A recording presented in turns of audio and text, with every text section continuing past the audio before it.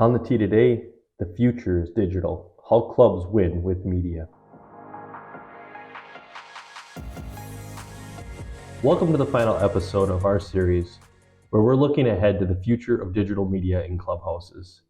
Today, we delve into why clubs are moving away from traditional TV and how embracing digital media can be a game changer. And we'll discuss a recent event that perfectly illustrates this shift, the Good Desert Open. Gone are the days when cable was king. Today, clubs have the opportunity to tap into the vibrant world of digital content. Channels like Good Golf are not just reshaping how we consume golf media, they're setting a new standard for entertainment and engagement within our clubs. At Clubhouse CTV, we're not just observers of this shift, we're active participants. Our mission? To handpick the most engaging, relevant content from platforms like YouTube and bring it directly to you. We understand the golf community, and we're here to ensure your clubhouse is a hub of modern entertainment. Imagine your members walking in to find content that speaks directly to their interests, from tutorials of top influencers to highlights of the latest tournaments. This is the future we're building at Clubhouse CTV, a future where every club can offer a tailored, dynamic viewing experience that goes beyond the traditional, enhancing the value of every visit. The traditional cable and TV broadcast has been the backbone of club entertainment for decades, but as we've seen, their popularity is waning. In contrast, digital media platforms like YouTube and Peacock are on the rise, offering more targeted, interactive, and engaging content. A prime example of the digital evolution is the recent Good Desert Open. Initially streamed on YouTube, the event moved to Peacock for its conclusion, causing a stir among fans accustomed to the free access on YouTube. This scenario underscores the challenges and opportunities in transitioning to digital platforms. I think this is what needs to take place and how we can smooth and make that transition as smooth as possible. From my understanding, in having been at the event, and seeing some of the information post-event, is Peacock is happy with the level of either new signups or level of subscribers that were watching the show live on their platform. Now, they haven't disclosed that. It's not public knowledge. There's not concurrent numbers like there is on YouTube. But some of the YouTube numbers were just fantastic. I mean, 100,000 concurrent views on YouTube, and now I think we are almost not even a week past the event, and they're reaching over 1 million views. That is really strong impressions and reach and just interaction with their community. It's just fantastic, and I think that's the power of having been at the event and seeing how it's done. So much of their power and influence is obviously through the distribution through YouTube. When you see their end product on YouTube and see how fantastic that looks and how well even a live event was at the time, obviously with Peacock doing such a great job, but then also the YouTubers doing a great job with how they control their content and how they produce their content for their channels. And then when you see it explode on their channel, 1 million views in a just under a week is really impressive. I mean, I think, when I talk about that being a prime example, it's the views support what we're saying. Me telling you that it's really good content is one thing. Going to YouTube and seeing the type of content, seeing the community engagement, and having, experienced that's been my biggest takeaway from everything is, man, that community loves them. I got a great testimonial from Will and Emily, who I met that had traveled from Alabama. And we'll be sure to include some of that because they really speak to what I believe. Having traveled last minute, looking for something fun to do together, and decided to not travel for the Waste Management Open, but travel for a good event because they, Will specifically, really loves the dudes. I mean, he really loves the guys on Good. So really, really interesting to connect with their community, see it from grass clipping standpoint and the opportunity that it presented for having all of these people on the course, exposure to your venue, the ability to then now turn around and promote your venue through it. And they included a team in it that was actually participating and playing in it. So I think they have a honey hole of content that they're going to be able to use the next 6 months, that I think could be really fruitful for them as far as driving tee times, driving signups, just driving fun around their brand. I think that it's going to be a lot of fun to see what comes of that from their perspective too.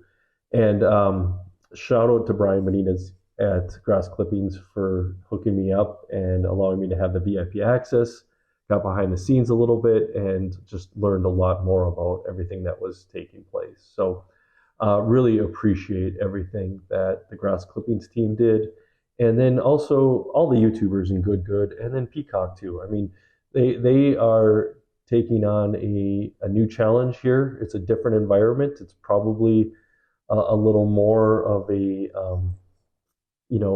I wouldn't say charity type environment, but I would say it's just not as corporate as what they're used to. And to be dipping their toes into something here that is less corporate, that is influencer based. I thought they did a great job. So that's going to be interesting. I think that's one of the bigger challenges, and where we can provide a little less friction. One of the things that obviously from the world I see it, how we could help, or our technology helps on site, is there's some confusion or not, being able to communicate with everybody on site so they know if certain holes are closed off to the public, where the public isn't going to be able to walk the course on these holes. They can then plan accordingly. Just different information that is hard when you have so many people trying to get everybody informed, get everybody questions answered on a one-to-one level. They were excellent in providing that. From our standpoint, we see an opportunity to use technology to help, inform that audience and provide some of that messaging. So, not to mention, we could have streamed the YouTube portion live, and then also we could have helped at least get the Peacock hooked up, because that's just a matter of downloading an app. So, anyway, the on-site experience still was awesome. It was still really unique to everything that was taking place. For clubs, staying ahead means embracing these digital trends. Incorporating platforms like YouTube and Peacock into your media strategy not only caters to modern expectations, but also opens up new avenues for engagement and revenue. As we've seen, the future of media in clubhouses is unmistakably digital. The Good Desert Open's streaming experience is just the beginning. By adapting to digital media, clubs can offer members the contemporary, engaging content they desire. It's time to rethink your media strategy and embrace the digital age. Let Clubhouse CTV help you navigate this exciting journey. At the event, we have the breaking news that comes out of the new sports bundle that's being created. So we have ESPN, Fox, and Warner Brothers Discovery are forming an entity together to essentially compete for sports rights and have a streaming platform that would essentially compete with Peacock and or mostly with Amazon, or if YouTube wants to get into this on a more direct media relationship. I still think that there's an opportunity for YouTube to do something more here, either not through YouTube TV and not through that bundle, but direct on YouTube. I think that's where there's another media entity that could enter the sports licensing world. Obviously, that's just a totally different distribution. It's a different way that you're going to get your content. And I think with how I'm doing and reaching out and understanding with my contacts at invited clubs to better understand what their needs are. Do they want to bring Peacock in and have the Golf Channel play on Peacock and make that the experience just to see the difference? Is it something that they can test? As more events go exclusive on Peacock and higher profile events go exclusive on Peacock and newer content becomes available on Peacock, newer content like the Good Goods next tournament, I think that they are going to start to encounter these same conversations. Our approach at Clubhouse CTV challenges the status quo, introducing a new era of member engagement and digital integration. The clubs that have joined us are already witnessing unparalleled growth, enhanced member satisfaction, and new revenue streams. It's not just a revolution, it's a disruption. Thank you for exploring this journey with us through our series. The next step is yours to take. Dive into our website, request a personalized demo, and witness firsthand the disruptive power of Clubhouse CTV. Let's redefine what's possible together. As we look forward towards a future filled with innovation and connection, we're eager to welcome new partners into our fold.